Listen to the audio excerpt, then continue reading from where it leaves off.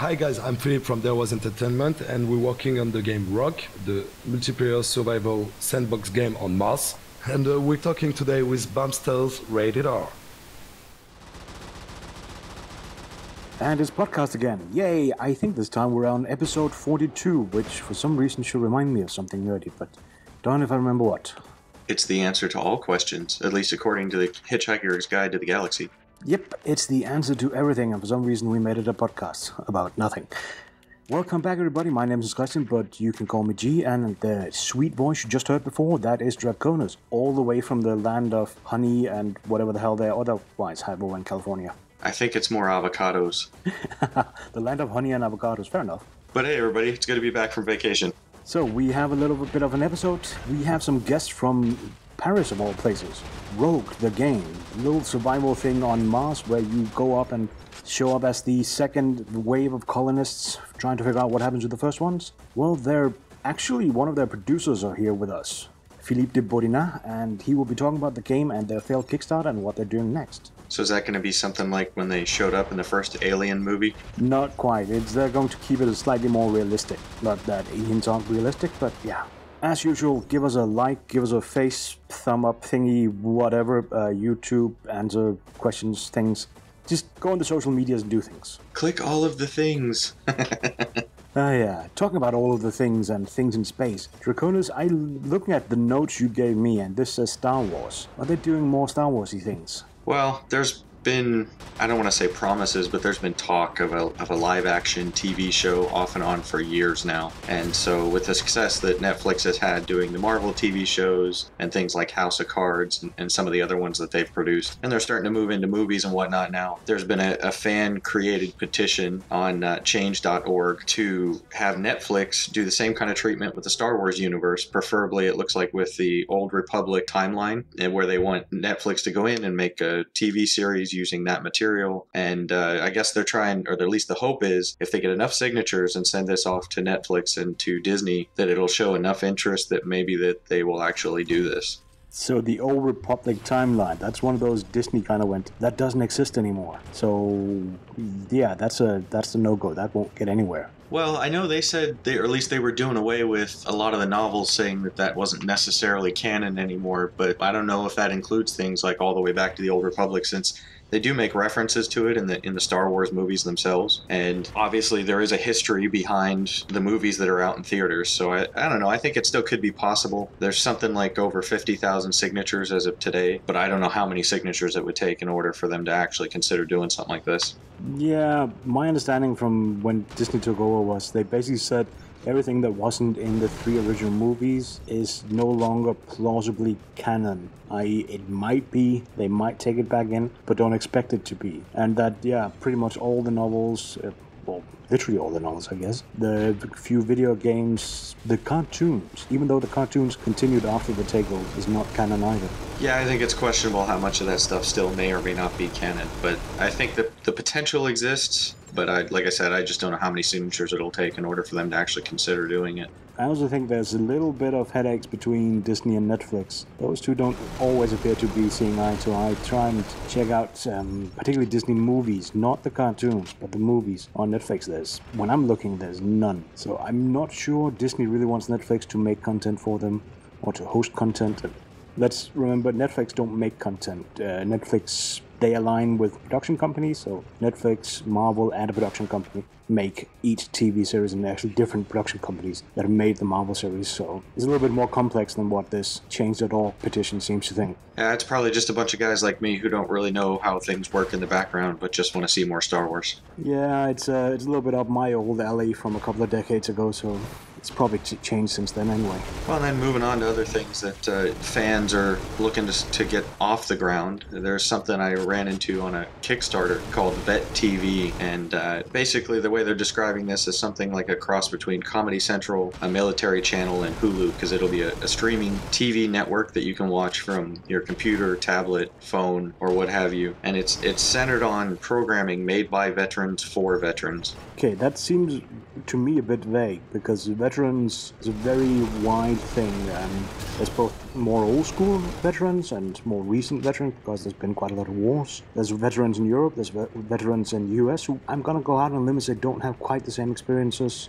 Particularly some of the stories I've heard over here about some of your veterans or some of your fighters tell me, yeah, definitely not the same rules and not the same experiences. Yeah, at least if I understand correctly, it's made by, or at least the funding is going towards an American group that's trying to make things based about an American military experience from the time that you're in boot camp and in training and whatnot to when you were over in the war and then coming back afterwards and trying to reintegrate into regular civilian life. And while I'm certain that things aren't necessarily the same in each military branch, even if, or especially between different countries, there are probably similar experiences. And one of the things that they mention is at least in the video, is how different a veteran's sense of humor usually is to a regular civilian who hasn't had the same kind of experiences. And again, that may differ vastly from country to country, but I think the point that they're making with this is that a lot of times that, especially coming back from a war and trying to reintegrate into a civilian life, that these folks kind of feel out of place and have trouble feeling like they fit in. And so this is something, or at least the intention of this is something for like TV programming for these folks that they can go and watch, and it kind of makes them feel a little more normal and whatnot.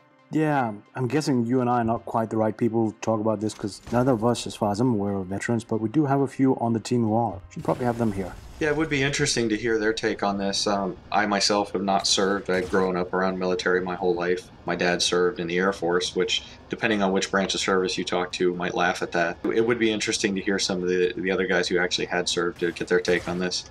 Yeah, my draft number 32,000 something was a little bit too high to get drafted. Yay, didn't really want to, sorry. But it's just, I want to jump back. You said Hulu, Comedy Central, etc. That sounds a little bit like, well, MASH. And I'm not just thinking the TV series, but also the movie. And I read recently somebody observing that could not be made today. There is no way you could get funding for MASH, the original movie and the original TV series. Yeah, I think there's a lot of folks who maybe haven't been around military much or whatnot that maybe just don't want to see those kinds of things. Yeah, either way, I mean, interesting, and if this is something that, can take on also a bunch of veterans and give them something to do, I would definitely be all for it, so good luck to them. Yeah, I hope they do get this off the ground. I've got a couple of good buddies that had come back, and I've kind of watched a little bit of them go through this process and some of the things that they talked about. So, anything that can help the guys and ladies coming back from that kind of situation feel a little bit more normal and,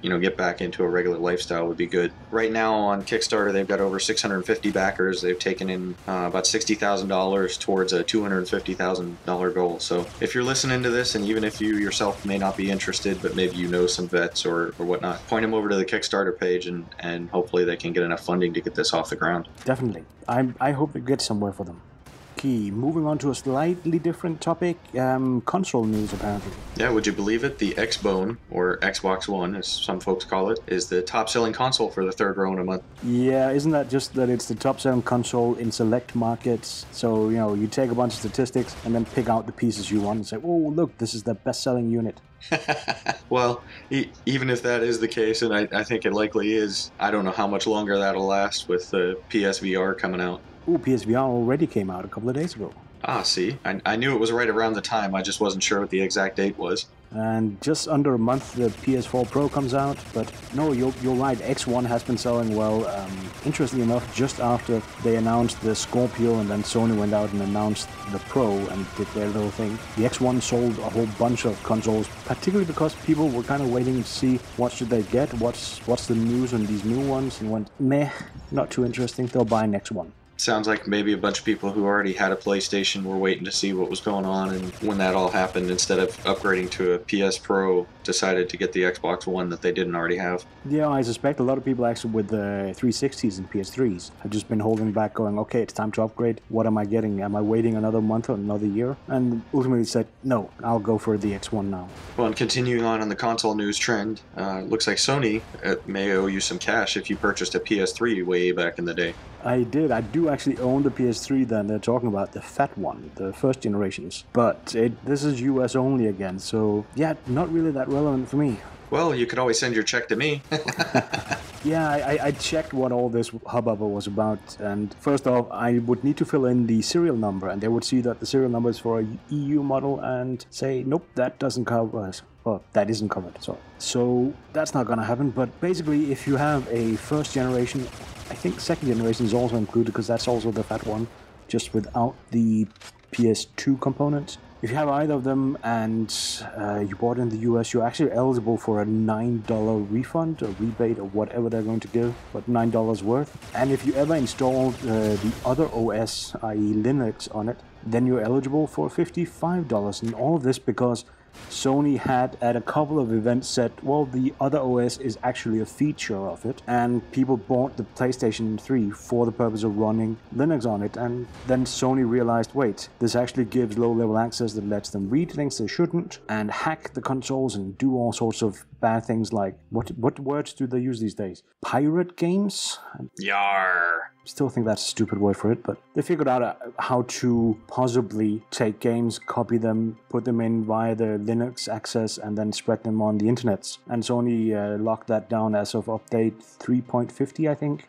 Oh, all this stuff is news to me. I never had a PlayStation 3. In fact, I only recently acquired a PlayStation 4, so that's actually my first PlayStation. Yeah, it's also Sony's clamped down on the Linux side in security, but ultimately piracy. It came a little bit too late, because by then people already figured out other ways of hacking into it and opening up games and distributing them by the internet. So it was, it's a bit of a silly thing, a little bit too late and a little bit too stupid. One argument that came up, I remember back in the time, US military, I think was it the Air Force, had bought a pile of PS3s, like a huge number of them, because for the processing power, even at $600, they were the cheapest option available. The hardware itself was $1,000. Sony initially was throwing $400 at each console. The Air Force bought them, just piled them up in big stacks, installed the other OS, Linux on it, and then used them as a supercomputer. I think I saw something like that on a TV show not too long ago. Person of interest. Yeah, person of interest, yep. Yeah, there was a few errors in that one. It was a bit stupid, but it was a nice nod to what had happened, yes. But since you said you bought a PS4, are you getting the PSVR? As we said, it just came out. Well, I think that's something that's going to go on my Christmas list. It's not something I have funds in my wallet for right now, considering we just got back from our European vacation. But I definitely would like to get my hands on it, and I think I'll probably end up being able to afford that before I can afford a Vive for my PC. Yeah, that does seem to be the thing. The price difference is really hitting it. But be careful what games you get, because everywhere I'm looking, Driveclub VR keeps being cited as making people sick, and we've had some guests on recently who said that Valkyrie made them sick, so don't buy it if you get car sick easily, I guess. I don't usually have an issue with motion sickness. It's hit me once in a rare moment over probably the last decade or so, but my only experience with VR so far has been the Samsung Gear VR. My brother-in-law had that, and I got a chance to play with that. I'm really excited to try these things out, but yeah, I have heard some mixed reviews with some of the different games, where some people are saying, a lot of games where that they'll play are just fine, but then they hop into certain games, and one of them was a racing game. I don't know if it was the one you mentioned or not, but even with all the other VR games that they had played, they get into this game and all of a sudden it's like a vomit comet. That sounds like Driveclub. That's literally what I've heard as well. Whole groups of people who played a lot of VR couldn't find a single person who could stand Driveclub. Wow, that's interesting. Well, I definitely don't want to be spewing up all over my controller. No, me neither. But I guess you saying you'll wait until Christmas is probably a good idea. In the US, GameStop has come out and said the other day that, well, not the other day, just now literally, that they've sold out, or mostly sold out of PSVRs, both the basic package and the bundle with the camera and controllers. Many stores were sold out within the first day. They still have some in other stores. It's not all of GameStop US that's sold out, but a lot of places have. Well, I'm not in a super hurry to do it, even if I could afford to do it right now, because I'm still hearing mixed things about some of the VR games, like the Batman game, that the concept of which sounded really interesting, but the reviews that are coming back on it make it sound like it's a really basic game, not really a whole lot to it. Yeah, a lot of times we have the big sales towards the end of November on like Black Friday and Cyber Monday and stuff that follow Thanksgiving. So I'll probably check out and see if there's any kind of deals for that. It might not be, or I guess it depends on if it's still selling out by then. Yeah, it's probably going to stay full price for as long as they can keep it that way. You can get them on eBay and other sites websites because people have been buying them for the purpose of reselling, and there the price is just going up by a lot. So, but also you mentioned this would be the cheaper and easier access version, and you're right. Some interesting numbers came out from SuperData Research. They are anticipating, even though they only start selling now, that the PSVR will have sold 2.6 million units by the end of the year. Well, and how does that compare to some of the other VR units? Well, if we compare it just to the number of PlayStations, Sony's reporting 46 million shipped PlayStations. That might only be like 44, 45 million sold. So 2.6, that comes in at 5-6%. But then Gear VR is expected to be the second best one. That's the Samsung one you don't want to put a Note 7 in so it blows off your face. They're expecting 2.3 million, so a little less of that one. Even though the Gear VR, if you have a phone, is only $100. The Oculus thing is even lower. They're expecting that one to hit 360,000 units. It's just ridiculously few considering they've been selling that for already half a year. And the HTC Vive is looking at 420. So they have a little bit, or there's an expectation of a little bit more market share there. But even the two added up together doesn't hit 1 million. Well, I think a lot of that probably has to do with the cost involved, because even though I have a fairly new PC, I'm still running an older video card, a GTX 770, but even that's not anywhere close to powerful enough. I think you need a 900 series or a 10 series card in order to actually run any VR stuff. So even for someone like myself, who most of the hardware in the PC had been upgraded and was new, except for the video card, I'd still have to spend $400 or $500 on a video card before I could even buy VR hardware itself to try and get into that. So I would expect those numbers to be lower because it's far more expensive. It kind of doesn't surprise me that even though the HTC Vive is, I think, a little more expensive than the Oculus, that it's selling better, because it's supposed to be a better experience, at least from the things that I've read. But it doesn't surprise me that those numbers are much smaller than something like the PSVR or the Gear VR, where it's a lot cheaper to get in. Well, I guess with the HTC, for the slightly higher price, you get controllers as well. Whereas with the Oculus, it's still, they're about to release the controllers, or did they release it already? Also, the HTC Vive is, at least at one point, I couldn't open Steam without it showing up and telling me to buy it. I'm using a Mac laptop. Doesn't make sense to advertise to me, but all the PC users out there, I can definitely see why they would throw it right up in their face. When I saw something in the notes here, something Google Daydream, I'm not even sure if I've heard of that. What was that? Yeah, we should have had Grid here for that one.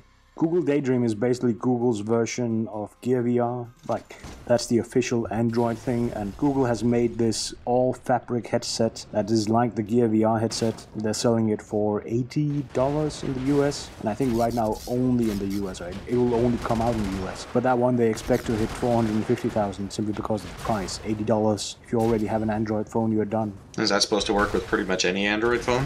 Yeah, I was looking at, we have a Samsung tablet that's was as cheap as they get, I think $20, €20. That one claims it has support for Google Daydream, so any, not any Android phone, but Android phones of a certain hardware level can do it, and of course you need the latest OS on it. And then this weird fabric headset thing. Well, that seems like a good way to get in, or at least a cheap way to get in. That sounds pretty cool. Oh yeah, that's probably the way I would go. And don't forget, I think CCP Games, who Bamm really loves to talk about, they're one of the launch products with their Gunjack 2 on the Google Daydream. Man, we should have Grid here. He really loves Google.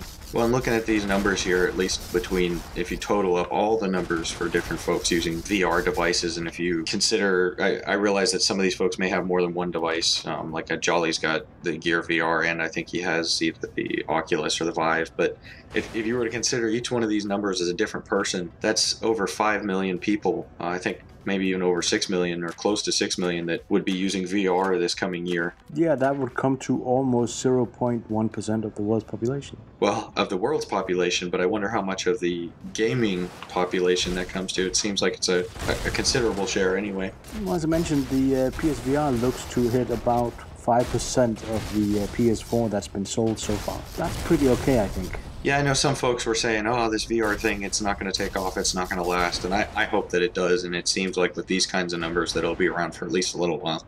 Yep. No, it's a thing. It doesn't matter now. It is a thing, whether people want it to or not, whether they believe it will be or not. It is a thing. Okay, I guess we shouldn't keep talking because that's actually already taken a little bit of a while. So, as I mentioned, coming up, there is the Rokh guys, or Rokh guy, Philippe Bodinat from Darewise in France, here to talk about his little Martian survival game, or not so little, and how they're moving forward after Kickstarter. Also joining us will be Bamm, so stick around for that one. And for myself, guys, it's good to be back. You'll be hearing from me again in upcoming episodes, so have a good one and enjoy the interview. Hi guys, I'm Philippe from Darewise Entertainment and we're working on the game Rokh, the multiplayer survival sandbox game on Mars. Today we're really glad to speak with Bamm's Rated R. And it's another one of those interview things that we do every so often. And today we have an interesting one. Recently we talked about that SpaceX and NASA and all those agencies are trying to get to Mars. SpaceX seems quite eager to do it. And we also had Atomic Space Command on. And they were, spacey, but let's get down to some real proper Mars colonization. So this time from France, of all places, we have the developers from Rokh, Darewise. And from them we have Philippe Bodinat. I probably messed that up, but hi Philippe, welcome on air. Hi, thanks for the interview, guys. Oui, bonjour mon ami, comment ça va? Nice to meet you guys. Nice to meet you too, Philippe. Very nice to meet you. Is Philippe correct, or is it just Philip? Yeah, you said it just fine. Philippe Bodinat, no problem. Happy days. Good to hear that, dude. Good to hear that. So, dude, tell us a little bit about yourself. I'm an associate producer for Darewise Entertainment. So Darewise Entertainment is a French newly created executive production company. So basically we're developing concepts, doing also high-level design for the concept. So our team has been created with former members of Ubisoft. So we have, I would say, a really good experience in the video games industry from works, for example, on Assassin's Creed franchise. And we work as a executive production company like the one you have for movies, but we wanted to apply this model for video games. So for example, for Rokh, we've developed the whole concept, the high-level design, and we found a studio to develop it. So this studio is Envisio Creations, based in Montreal. And we now follow the production and also doing all the business part, such as marketing, community management, etc.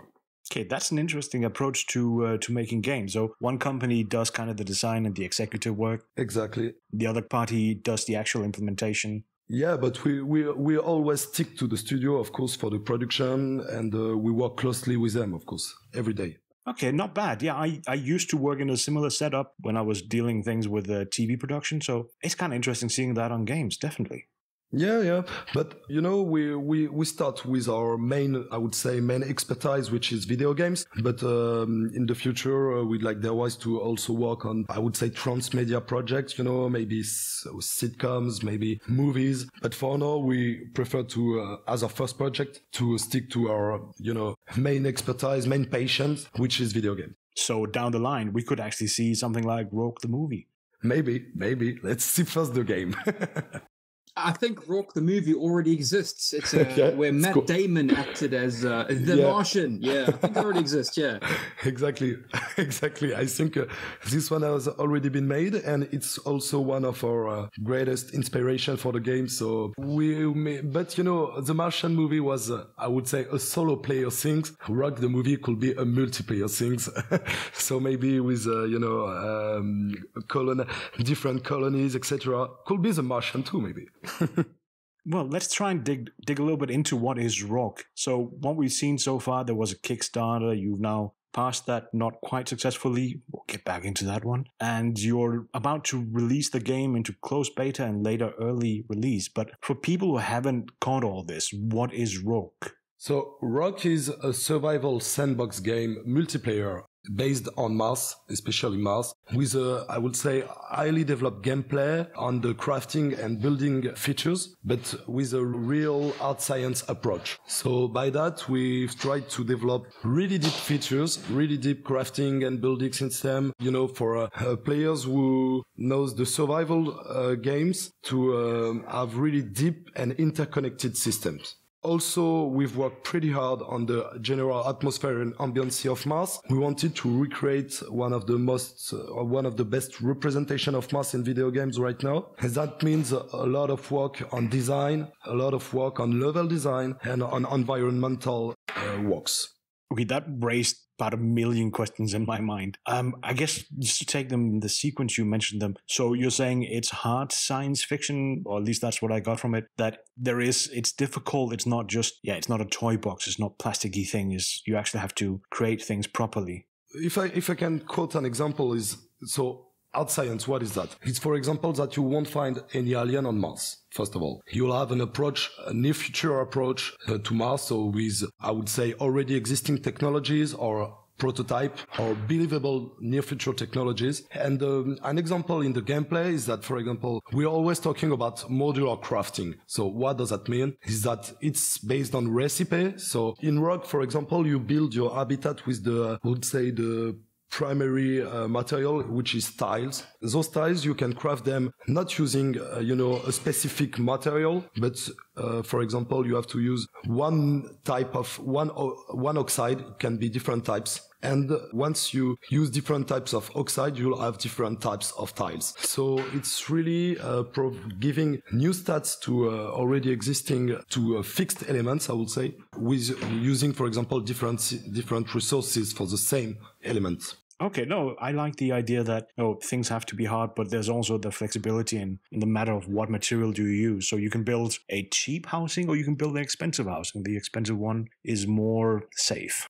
I would say forget the blueprint, to summary. So you said that you've got a realistic interpretation of Mars, the best one so far. Have you actually taken scanned images from the Mars Orbiter mission and actually incorporated that into the game? So, for example, if you're in this spot, this is what it will look like. And you've actually gone ahead and done that, as in you've developed and rendered an actual Martian surface. Yeah, we of course based on our design on the NASA data, NASA pictures. The thing is, we're also creating a video game, so there's also a huge work on the level design of the map. So what is one of the most iconic things of Mars? It's, for example, the topography of Mars, so all about the verticality of the terrain. So this thing, we for example, we had a lot of work on the I would say paths for the players, using natural rock formations to allow them to find natural paths for their exploration.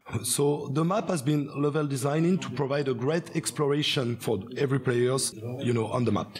So another question, are you listening to Elon Musk and you want to go ahead and nuke the polar ice caps? So the terraformation is a really interesting thing for Rokh and for the future of Rokh. But for now, of course, we'd like to do some stuff like that because it's pretty cool. And Elon Musk is one of our greatest inspiration as well for Rokh backstory and for Rokh technology. But those kind of features won't happen at the early access, of course. But that's the kind of gameplay extension we think about for the future.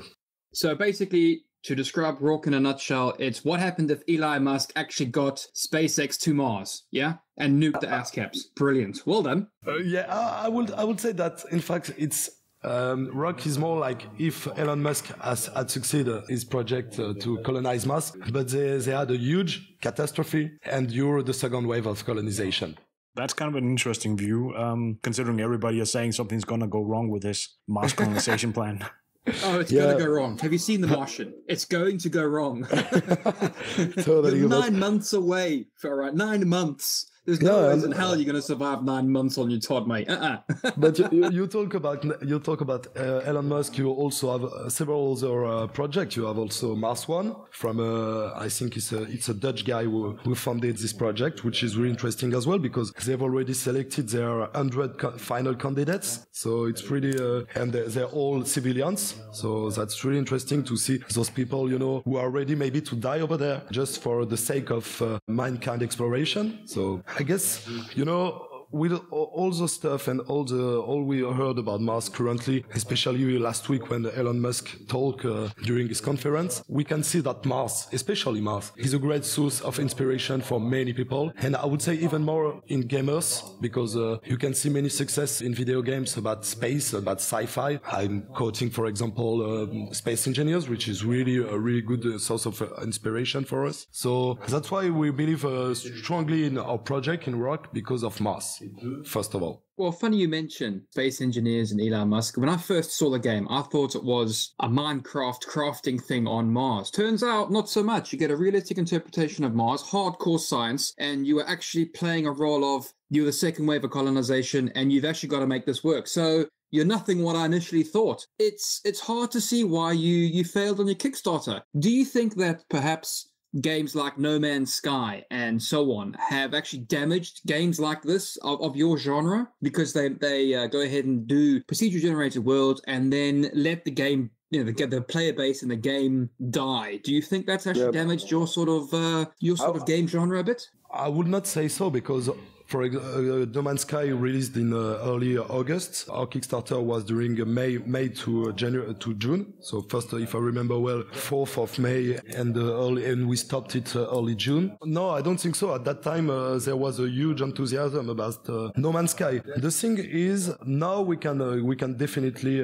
consider after No Man's Sky effect, I would say, with people really disappointed by the experience. I think you've played it. I've played it as well. The inventory troubles, the really focused harvesting stuff. It was, I was as well disappointed by the game, but Rokh is different than No Man's Sky because, first of all, it's not a procedurally generated planet. It's one planet, and we've worked a lot to create a strong and powerful representation of Mars. And that's fair enough.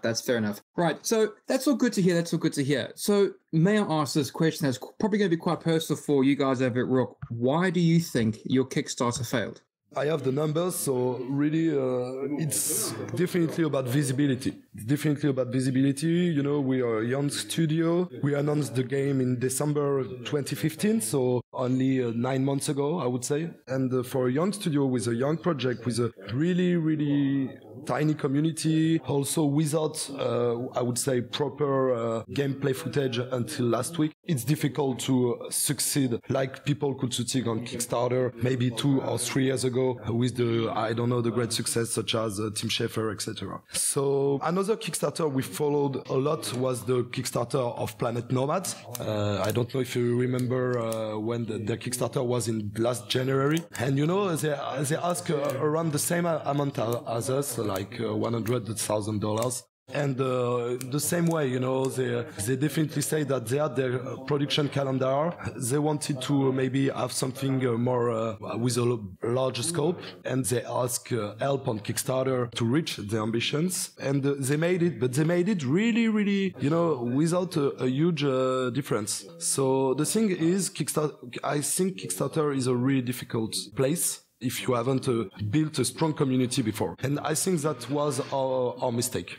Okay, well, we're definitely familiar with Planet Nomads. They are what we would call friends of the show. We actually had them on back in January. Yeah, I've seen you had a podcast with them, yeah. Yeah, and I'm not going to say we were the differentiator. I can guarantee we weren't. But no, it seemed to be a lot about getting traction leading up to the Kickstarter. And as you say, the visibility is alpha and omega.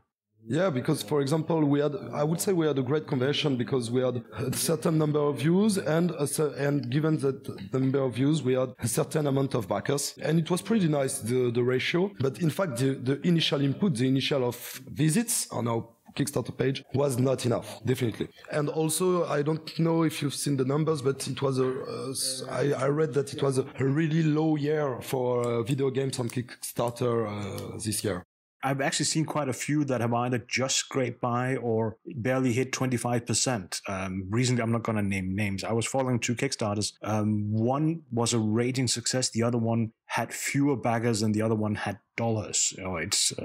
They barely hit a couple of hundred backers, even though the games, they weren't similar, but they had the same amount of exposure on their Kickstarter, and they did the same amount of work on Twitter and everything. It was just interesting to see gamers are getting less interested in Kickstarter, and they're getting more picky, it seems.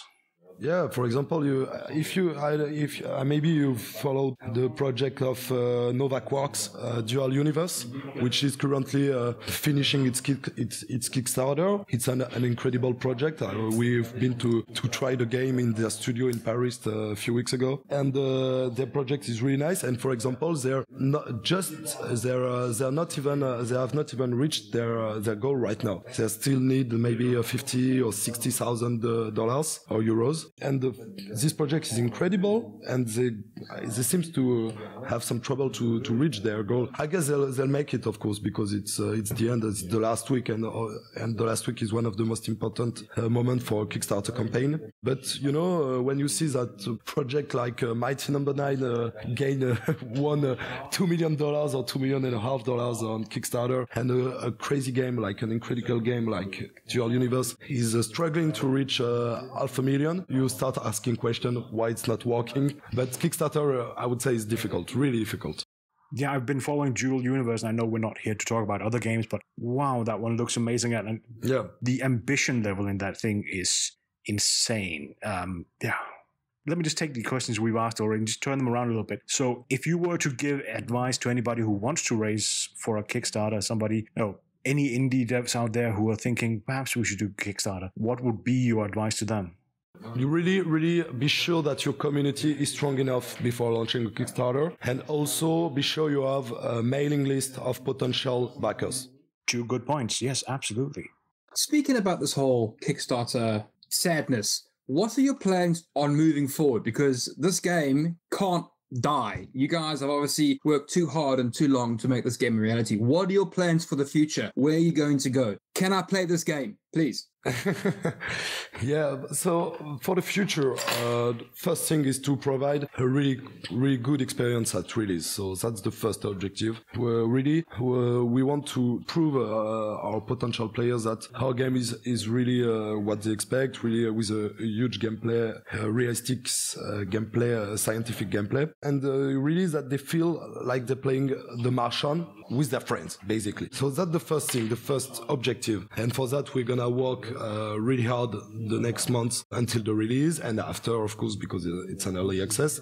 Next, for the first updates, I would say, for the early access, we want to provide a really great experience of craftable vehicles and a food growth system for the game that will continue to ensure great gameplay and realistic gameplay. Then, for the future, maybe other planets, or maybe simply maybe a terraforming system. And we have, as you know, we have Victor Antonov on the team. So it means really strong design for the machines, for the technologies, for the landmarks, for the universe. So it means really great content to be added to the game.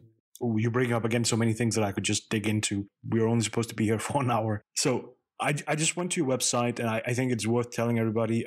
So you're going into closed beta. It's right now scheduled for December, correct? Yeah, closed alpha, December, yeah. Okay, closed alpha. And I understand that there's a buy-in if you get either the collector edition for €80 or the deluxe edition for €30. Yeah, in fact, you can simply help for the development by pre-ordering the game for €13. Then if you take the €30 pack, you have a guaranteed seat for the very first session of closed alpha. So I would say early December 2016. And you have also the art book, the soundtrack of the game, which will be done by Victor Antonov. And for your €80, you have 2 accesses for the early alpha, 2 Steam keys for the game, 1 exclusive spacesuit, 1 exclusive pet robot, which you will be the only one to have. It's a small robot who follows you everywhere, such as the pet in Dual Universe Kickstarter campaign.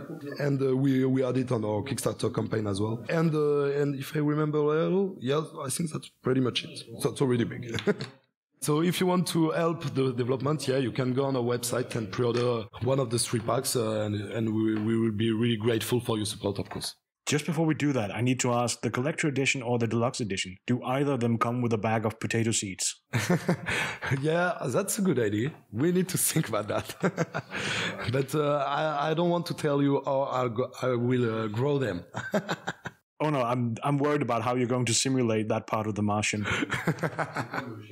Definitely. You can borrow some of mine. Yeah, I'm full of it. You can borrow some of mine. All right, send it to friends. Okay, so we talked around the game a little bit about the setting.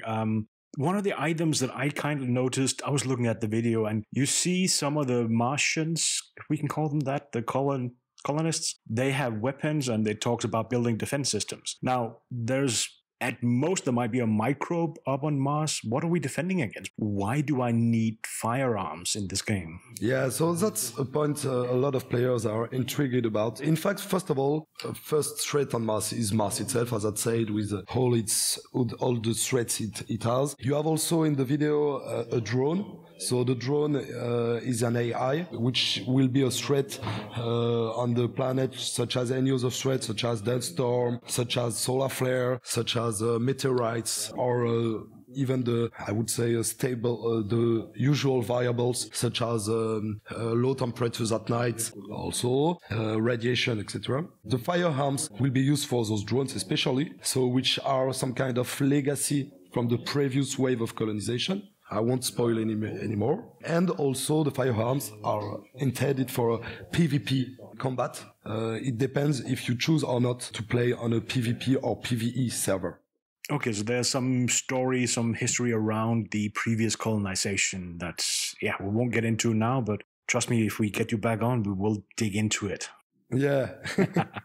I'm going to take a stab at it. I've got a funny feeling what happened to the first wave of colonists is that the robots went all Terminator rogue and murdered everyone, and the second wave is going to find out what happened, how to get everything back online, and what the hell's going on. So, yeah. You started watching Westworld, right?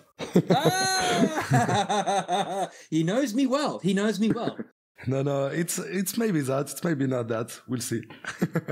You've got me tinfoiling about this now. Ooh, I like my tinfoil. No, but you'll see. You have plenty of landmarks, for example, on the planet, which are from the first wave of colonization. It will help, of course, to give Mars a more advanced dimension than only red deserts. So you'll see. The previous colonization allow us to create some a bit more stuff, for the map and get it a little more sexy as well. Now I'm getting really intrigued. Damn it. I was trying to not buy the game. Well, now I have to. Slight question. When you say the first colonization, there'll be artifacts and everything, and you're in that location, do we actually spawn in, or is the map set in some place we already know on Mars? Like, are we playing in or around the Gale crater where we have the current Curiosity rovers, or any of the other locations that are being looked at this point? No, you'll have spawn points. We've not decided yet how you spawn for the first experience. Maybe you have different, maybe 5 to 10 spawn points for the first experience, and then but that's something we've not totally decided yet. But that will work with spawn points, yes. Okay, but is it is it a known place on Mars, places that we can find on a map today, or is it just a generic map? No, of course, we'll have a version of I would say it's a summary map of Mars. We'll have a version of the Valley Maniaris, we'll have a version of the Olympus Mons. So you'll find all those common places, I would say, of Mars summarized in one map. Okay, so it's known places, and sounds like I'll have to go exploring and finding all those places. But it's then scaled down because I had to look this up. The surface area of Mars is the same as the land surface area of Earth, or 97% of it. No. The size of the map is 400 square kilometers, so 20 kilometers on 20 kilometers. And for the early access, we've mostly level designed it on 10 kilometers on 10 kilometers, so 100 square kilometers. That's still pretty sizable. That'll take a while to walk around. That's really big. That's really, really big. I don't know about you guys, but I'm going to go find the sarcastic rover and slap him upside the face. Yeah, the cheeky bastard. Yeah, unfortunately for early access you won't have the rovers for the initial release, but we'll do our best to integrate them as really quickly after the release. So maybe in the first major update of the game. In fact, we've already started to design some of them, and we'll do our best to integrate them really soon after the release. That'd be pretty cool. Finding the Pathfinder and Curiosity rovers. Yeah, pretty cool. Yeah, and completely craftable, of course. Oh, yeah, of course. You've got to stick your foot in the camera and say, hey, man, why aren't you working anymore? Yeah. Well, I guess I would just point out for people who are interested in Mars, how Mars looks, Emilia Lactavella from the Planetary Society on Twitter is about to basically give out a deluge of data about Mars, about things that NASA has been looking at recently, and a lot of pictures. There's been some really nice pictures released recently of Mars, and I can definitely recommend to go look at them. Yeah, definitely. Also, you see, with all those sources of information about Mars we have right now, and we're lucky about that, you can see on the pictures that Mars is not only red, and we've worked pretty hard to create biomes. So on Mars, so with her various colors palette, with different colors, to change a bit from the usual red and red and yellow of Mars, you see. Okay, well, that touches a little bit on one of the notes we have here. Colors, topography, weather, and atmosphere.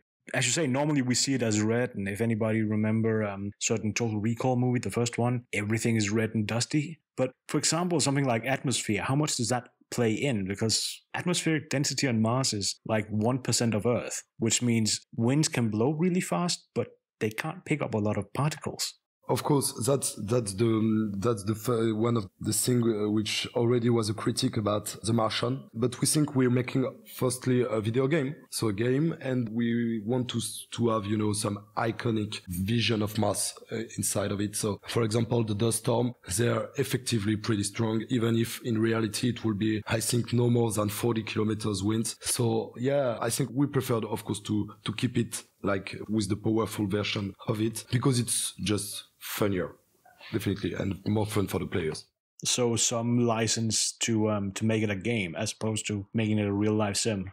For example, it depends on which point. When a point is really interesting for the gameplay to keep the really scientific way, we prefer to keep it that way. For example, we have a really realistic pressure system, so which takes in account the gases volume. So for example, you have a huge habitat, you want to pressurize it. The pressurization system of the game will take in account the side of the room. So it will take you a huge amount of oxygen to pressurize a big room. So sometimes when you have a huge habitat and you want to maybe spare a few resources, you'll just build a smaller room inside of it to pressurize, and the rest will be unpressurized. But as soon as, of course, if you, for example, open the door between those two rooms, all the gas will leak into the bigger room. So that will create a depressurization, you have trouble with your habitats, etc. So this point could be seen as really realistic, and we've kept it that way.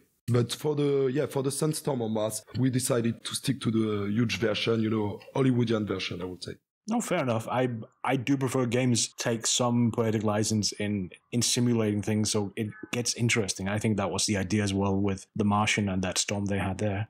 Yeah, it's really iconic, so it's really good. It's really good to keep. And you were talking about the atmosphere earlier. So as you said, it's really it has a really low density, and it's 98% of carbon dioxide. So for example, in the gameplay, you'll have an atmospheric gas reclaimer to stock some carbon dioxide over time, and then you'll be able to take this carbon dioxide into a MOXIE module. So a MOXIE module is a module which creates dioxygen from carbon dioxide by separating carbon and oxygen, and it already exists in the prototypes of the NASA, and you'll be able to create oxygen from that. So that's, for example, the kind of gameplay interaction you'll have with your environment and Mars atmosphere. Well, that actually points to one of the things that I've been pondering. There's not really that much organic chemistry going on Mars, so things like plastic is going to be difficult unless you can reclaim the carbon from the CO2 in the air. Yeah, exactly. You'll be able also you'll have a lot of nodes on the planet, to harvest some minerals, so some oxides, some ores. You'll have to refine it, so sometimes you'll have to do chemical reaction to get other type of, to have, more complex resources. In fact, I would say that the classic crafting scheme in the game will be first an exploration phase with scanning. So with, for example, you have different devices to find what you're looking for, such as food caches will be found with using a radar gun. If I remember well, with the sonar gun, you'll be able to find specific resources. And so this will be the phase of exploration and scanning. to identify the resources you just found. Then you'll have the refining phase, then the crafting phase, but you'll do first components, and then you'll do parts, and then you'll assemble all of that to get the item you want. So it's really, as I said, more depth than, it's really deeper than the classical crafting system, I would say, with Blueprint, for example. Well, that also seems that it's more for multiplayer than, so you can have one person harvesting, another one refining, exactly, and a third person crafting. Yeah, definitely. In fact, this complexification means also a huge cooperation between the players. The scope of this game is simply massive. Simply massive. I think I might go tweet Eli Muskie Flower Boy to get hold of this game, to actually play it, to see what Mars is going to be like. Geez, this game is huge. Holy shit. Well done, guys. Well done. This game is awesome. Awesome. Thank you. Thank you very much. Yeah, and we've tried to reach Elon Musk as well, but it's quite complicated. It's not complicated if you tweet the living shit out of him. Yeah, that's it. But it could be seen as harassment as well. He can call me a harasser. All I want to do is throw a slice of bacon in his face. No, seriously, if any one of you guys want to know what colonizing Mars is going to be like, play this game, because this is where it's at. Real life Mars colony game. Jeez, it blows the mind. It really does. Well, very nice. Very nice. Thank you. A few technical questions, if I may, just because one of our tech guys listed a bunch of questions he really wanted to get asked. The first one, actually, I looked on your Steam page, is listed for Windows PC, but I also noticed in the discussion forums people were asking about other platforms. What's the intention here? Are we expecting Windows PC first, and then you might release to the other platforms? Can I play on my PS4, or do I have to really install Windows on my laptop? Firstly, we aim PC, and then we'll see if we can if we find a publisher, we'll go on consoles, so PS4 or Xbox One. We're already talking with Microsoft for Xbox, but we want first to be sure of our Windows version, especially before say officially that we'll go on PS4 or on Xbox, etc. It's our first project, so we want our stress test to be done on Windows first. If I may ask, what toolkit are you using? Because a lot of people these days are pretty much settling for Unity and Unreal.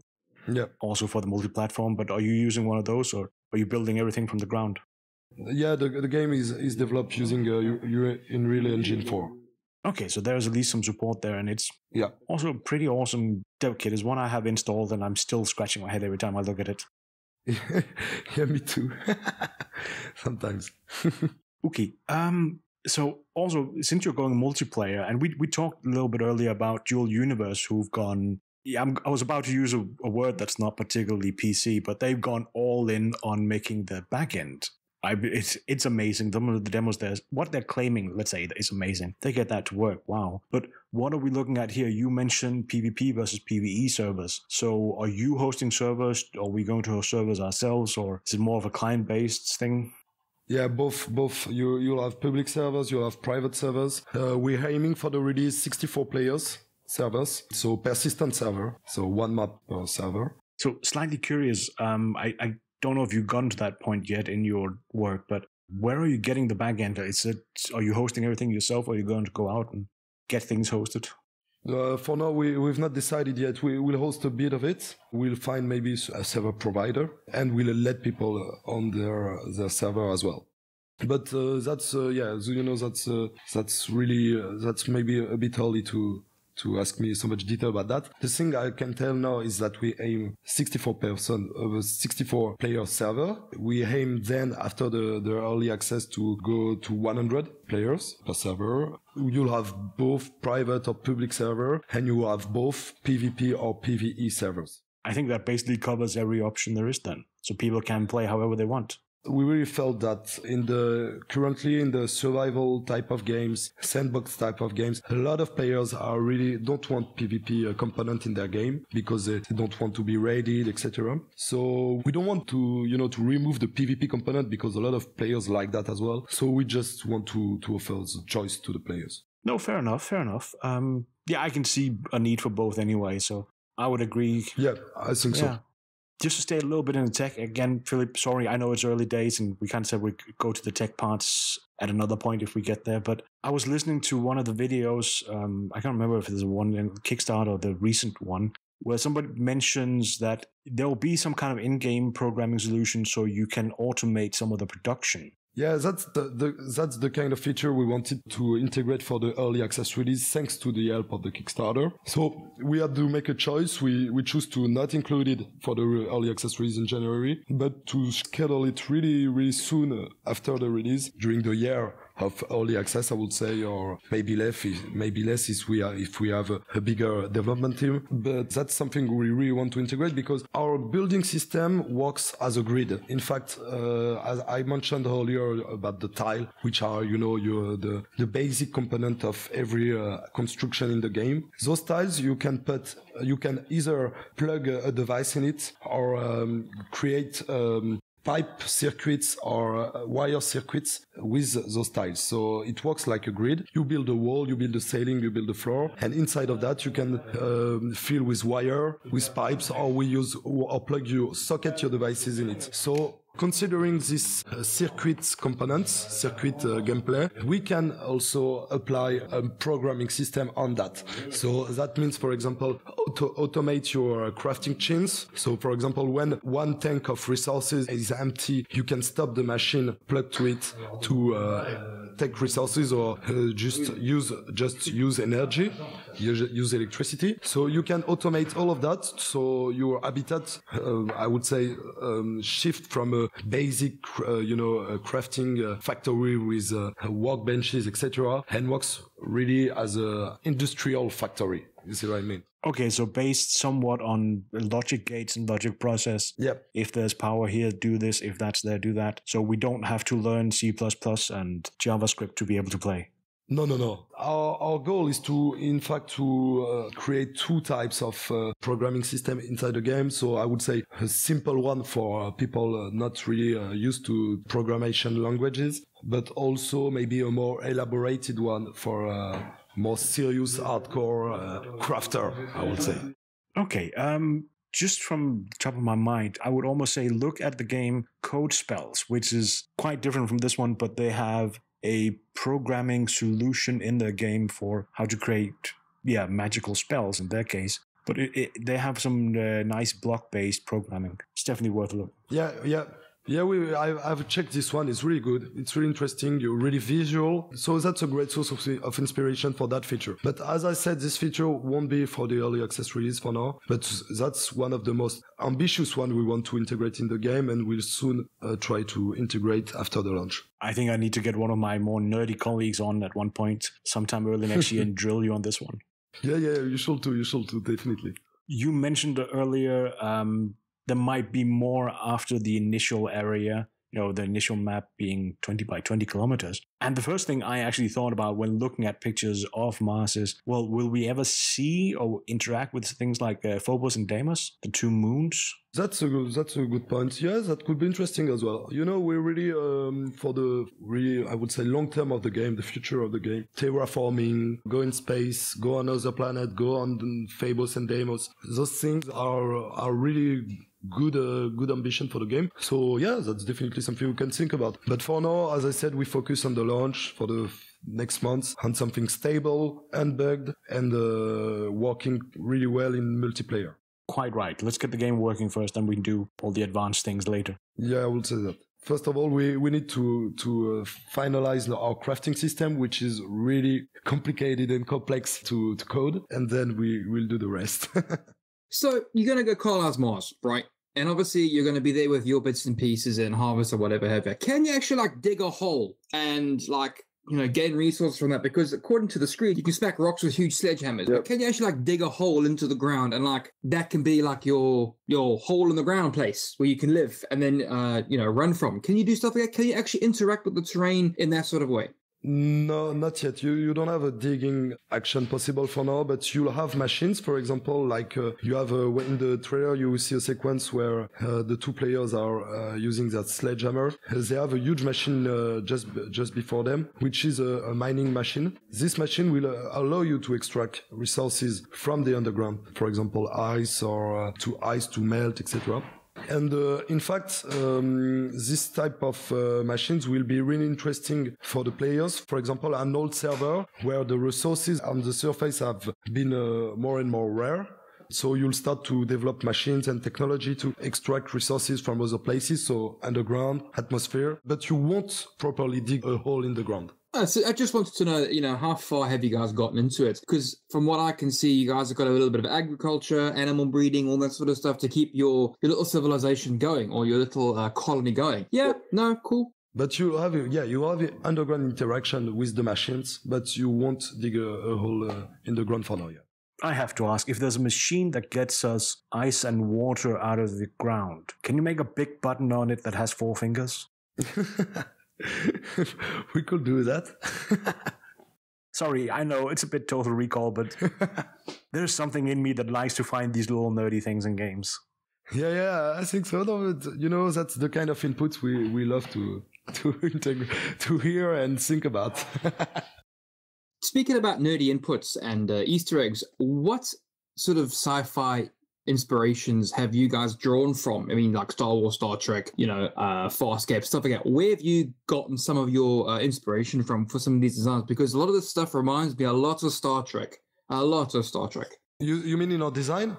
Yes. Is there any like sci-fi inspiration you've taken from? Because whenever I see your game, I get a sense that it's from Star Trek, even though I know it's based in reality and a lot of it's from the ISS and a lot of the probes and the Curiosity or whatever. But it feels very Star Trek-y to me. If I may add, it feels a little bit also, there were a few of the designs where I couldn't help think Mass Effect, at least Mass Effect 2, and I get a feel of The Expanse as well, that whole, little bit hard science, a little bit hard sci-fi. Yeah, really, as I said, our main inspiration is, The Martian, of course, but also the Martian trilogy, the books, the Mars trilogy.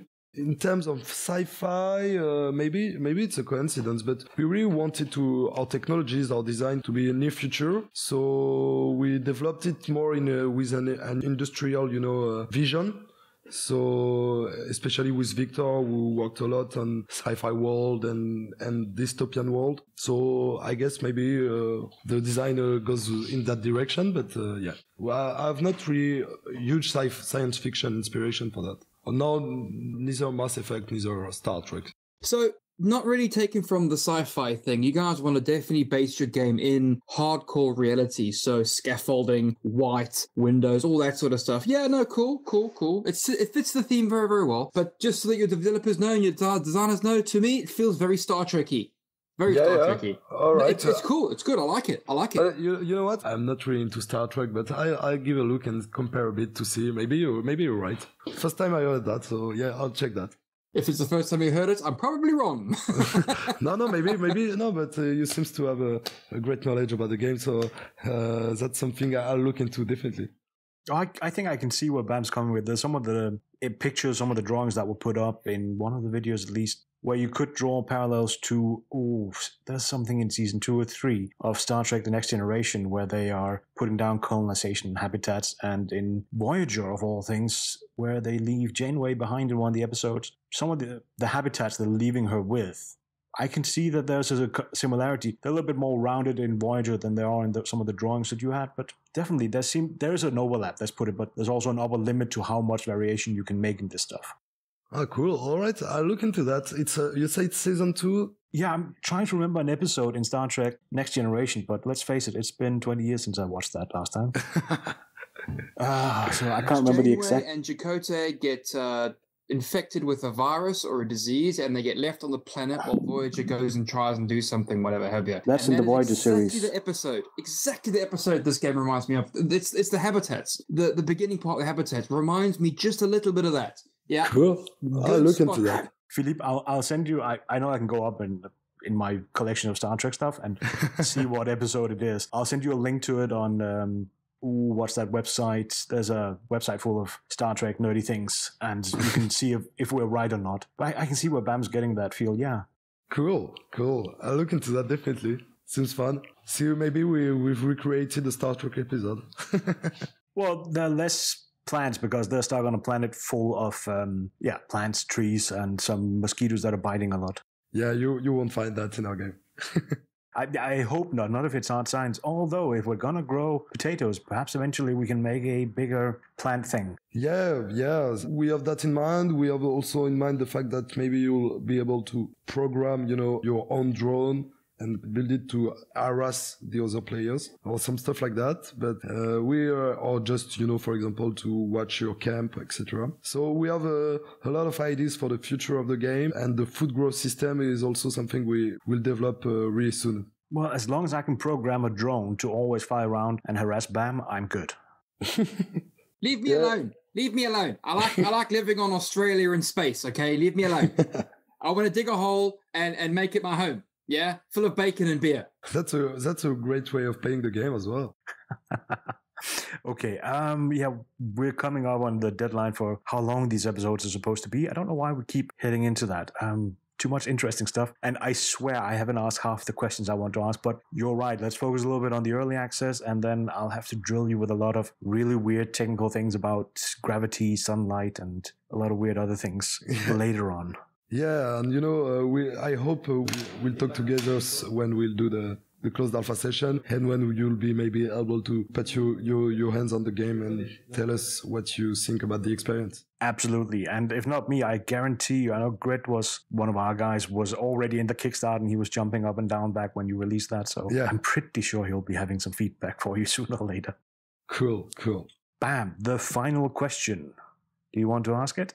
Yes, I finally get to ask the final question. Philippe, my good man, there's a question that we ask everyone that comes onto the show, and it's a two-parter question. Please, sir, I would like to know what bacon you like to eat, and how do you like your bacon served, and what beer do you like to accompany the bacon? All right, that's a really difficult question. Before you answer, can I just say, Bamm, you're asking a French guy about beer. Yes, French do have good beer. They've also got some cracking cider as well, okay? I like the French cider from Normandy, okay? It's not France, but it's roughly near enough there, okay? I like it. It's good cider. Don't worry, I think I drink more beer than wine. Fair play to you, sir. Fair play to you. You're a proper man, drinking the beer and the ciders. So as for bacon, I will say crispy and served with cheese like raclette cheese. You see what I mean? The raclette, Yes. And so you serve that with raclette cheese and potatoes, and that's just amazing, really. That's a foodgasm, I would say. And for the beer, I would say like a stout. I prefer strong beer. Like I love my beer like I love my coffee. They're strong and dark, yes. Exactly. Sometimes I mess up and I do the other side. I like my coffee like I like my beer. Depends of the type of morning. Oh God! So a good, heavy, strong stout, bacon, cheese, and potato. Ooh, you'll sleep well after that one. Yeah. You can't do that every day, that's for sure. Cheesy bacon and potatoes. I think I might actually do that tonight for dinner. That is actually a bloody good idea. Thank you for tonight's dinner. Thank you. Do it with raclette cheese. Huh? It's important. Yeah, I think I know exactly where to get some cheese like that. Definitely. Okay, well, Philippe, it's been awesome having you on. And as Bamm said, the game sounds really interesting. We're definitely looking forward to it. All I can say is go back to the people in your office and, if I understood correctly, also over in Kyrgyzstan, and tell them to get cracking and get this thing out. Yep, definitely. That's something we will do every day until the launch, and we hope we will reach our ambition and the ambition players have showed since the announcement. And for the people listening, as we said earlier, apparently you can already buy into the closed alpha now. It's not accessible, but the buy-in is available, and it should be sometime early December that you will then get access. The first session, yeah. If you buy a pre-order pack, the collector or the deluxe edition, you can help us with the development of the game, and you'll have a guaranteed seat for the very first session of closed alpha sessions. And of course, you can also enlist on our website to our alpha phase, which will start soon after that, and maybe you'll be able to play the game for the alpha. Bamm, do you want to add anything? No, I think Philippe has covered everything from my silly questions to your very in-depth technical questions. Philippe, thank you very much for coming along to our little podcast and telling us about your amazing, awesome game. Guys, go out there, buy it. It's a good one. These guys listen to hard science and facts and somehow manage to make it fun. So everybody, this was G signing off from yet another interview. I hope you enjoyed it. Yeah, thank you for the interview today, guys. It was really nice to talk to you and present you a little more about the game, about our features and our mass experience. Thanks for the time, and I hope we'll talk soon during the closed alpha session in December. Really cool to present you the game, and thank you very much.